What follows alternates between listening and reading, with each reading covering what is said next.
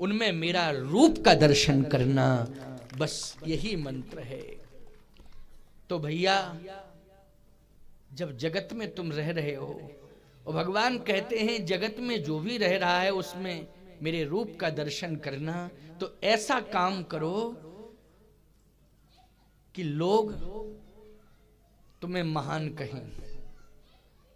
जब महान कार्य करोगे तभी न लोग कहेंगे कि महान व्यक्ति है। क्यों भाई? अच्छा काम करो, लोग ये कहें कि ये राम के देश का रहने वाला राम का अनुयायी है, और राम का अनुयायी जो राम के चरित्र का अनुसरण करता है वही राम का अनुयायी है। बोलो है कि नहीं? अरे छोड़ो जी,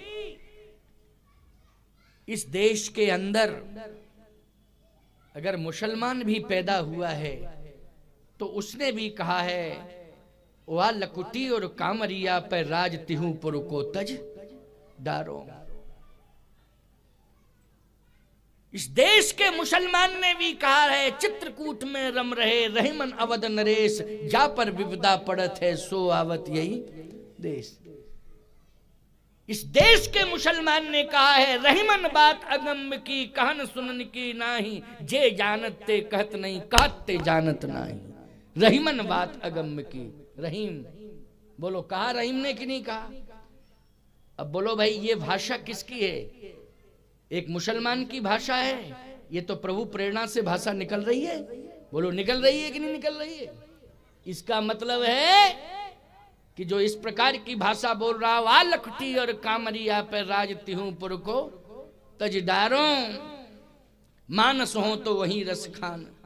बोलो भाई, तो ये भाषा जो बोली जा रही है ये प्रभु प्रेरणा से बोली जा रही है कि नहीं? तो बोलो इसके अंदर कौन बैठा है? ये देखने में इंसान लग रहा है लेकिन हृदय के अंदर भगवान बैठा हुआ है, तभी तो इस प्रकार की भाषा बोली जा रही है। इसलिए भाषा अच्छी बोलो। तुम चाहे हिंदू हो, चाहे मुसलमान हो, चाहे सिख हो, चाहे ईसाई हो, कोई भी हो, भाषा अच्छी बोलना चाहिए। क्योंकि ये भाषा, इसको इंसान नहीं कहा जा सकता है, भाषा को ब्रह्म कहा जाता है। क्या? शब्द ब्रह्म। तो शब्द जब ब्रह्म होता है तो कोई भी निकाले, चाहे हिंदू, मुसलमान, सिख, ईसाई, बौद्ध, जैन, कोई भी निकाले भाषा को, अगर भाषा सुंदर निकल रही है तो वो शब्द ब्रह्म का शब्द है। इसलिए उसे हम इंसान नहीं, उसे तो हम भगवान के रूप में स्वीकार करेंगे। जिसकी भाषा शिष्ट है वही विशिष्ट है, जिसकी भाषा शिष्ट है वही समाज में विशिष्ट है। चाहे वो हिंदू हो, चाहे मुसलमान हो, चाहे सिख हो, चाहे ईसाई हो, चाहे बौद्ध हो, चाहे जैन हो, जिसकी भाषा शिष्ट है वही विशिष्ट है हमारे लिए। इसलिए जड़ चेतन जग जीव जत सकल राम में जान, बंदों सबके पद कमल सदा जोर जुग पान। आप कहोगे महाराज लेकिन ये निभ कैसे पाएगा? क्योंकि यहां तो 1 अरब से भी ज्यादा संख्या हो गई है, और भाषा किस किस की सुधारोगे आप? हाँ, हिंदू, मुस्लिम, सिख, ईसाई, बौद्ध, जैनों में हैं बहुत सारे लोग जो अच्छी भाषा बोलते हैं, लेकिन सब नहीं बोलते। और आप कैसे चैलेंज कर सकते हैं? तो याद रखना, जिसकी भाषा सुंदर है वही शिव के समान है, और जिसकी भाषा अशिष्ट है वही 100 के समान है। मरा हुआ है उसकी गिनती नहीं की जाएगी। बोलो भाई, उसकी गिनती नहीं की जाएगी, और जिसकी गिनती नहीं की जाएगी उसके लिए ये दोहा लागू नहीं होगा। कौन सा दोहा? कि जड़ चेतन जग जीव जस सकल राम में जान, बंदों सबके पद कमल सदा जोर जुग पान। हम वृक्षों को प्रणाम कर सकते हैं क्योंकि वो देखने में जड़ लग रहे हैं लेकिन हैं चैतन्य। घटते बढ़ते हैं कि नहीं बढ़ते? बोलो भैया, वृक्ष जो है? आप नहीं कहते हो? महाराज जी हम 2 महीने पहले आए थे तब ये पौधा इतना सा था, अब इतना बड़ा हो गया। घटता बढ़ता है कि नहीं? घट बढ़ता है, छटता है, होता है कि नहीं होता है? और फिर सूखता है, सब कुछ तो होता ही। नदी में भी प्रवाह घटता बढ़ता रहता है। बोलो बढ़ता रहता है कि नहीं?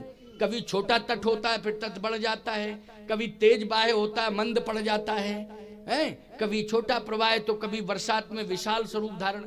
ये नियम चलता है कि नहीं चलता है? पर्वत भी बढ़ते हैं कि नहीं बढ़ते हैं पर्वत? अब कटते छटते हैं, आजकल तो सिस्टम चल गया ये। लेकिन सावधान, इंसान ही एक ऐसा है, सबका सम्मान होगा, पर्वतों का, वृक्षों का, नदियों का, कण कण तृण तृण का।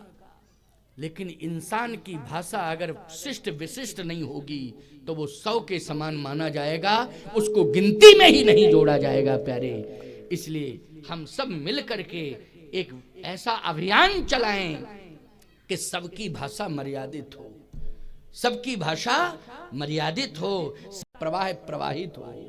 ऐसा अभियान हम सबको मिलकर के चलाना चाहिए। इस मंच से आपको यही स्वस्थ संदेश दिया जा रहा है।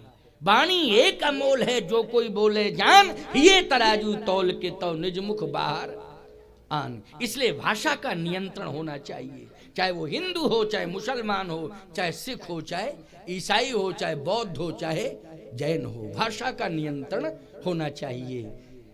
भाषा से व्यक्तित्व का निर्माण होता है, और जब व्यक्तित्व का निर्माण होता है तो याद रखना वही चरित्र निर्माण माना जाता है, और जिसका चरित्र निर्माण होता है उसी की पूजा समाज में होती है, उसी का सम्मान समाज में होता है। इसलिए वाणी से हम सब सुंदर शब्दों का निझरण करें, निश्चरण करें।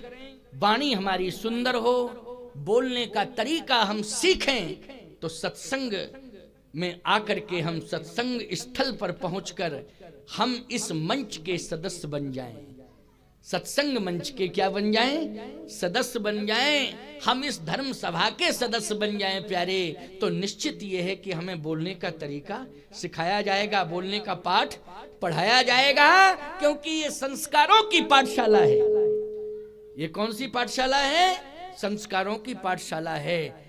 ये रामचरितमानस आचार्य संहिता है। इससे बड़ा आचार्य संहिता का ग्रंथ शायद सारे ग्रंथों ने अपना किसी न किसी ग्रंथ ने दिया है कि नहीं? मानस को दिया, 6 शास्त्र सब ग्रंथन को सबने दिया अपना। तो जब सबने दे दिया है तो ईमानदारी से बताओ ये आचार्य संहिता बन गई कि नहीं?